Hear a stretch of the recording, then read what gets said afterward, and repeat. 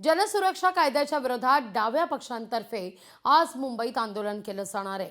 शेकापचे सरचिटणीस जयंत पाटील यांनी या संदर्भात माहिती दिलेली आहे। विधेयकामुळे सर्वसामान्यांच्या घटनात्मक अधिकारावर गदा येणार असल्याचा देखील त्यांनी आरोप केलाय। सामाजिक चळवळी, जनआंदोलनं आणि विरोधी पक्षांना दडपण्याकरता या कायद्याचा वापर केला जाणार असल्याचा आरोप शेकापचे जयंत पाटील करतात।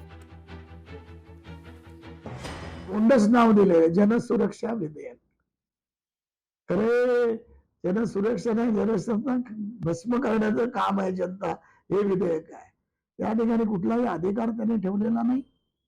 कुठलेही आंदोलन करण्याचं, विरोध करण्याचा कुठलाही अधिकार याच्यामध्ये संपुष्टात येणार आणि घटनेचे मूलभूत हक्क व्यक्ती स्वातंत्र्य आणि याच्यावर दिलेले आहेत ते संपूर्ण आपल्याला नष्ट करण्याची भूमिका सांप्रतच्या राज्यकर्त्यांची आहे।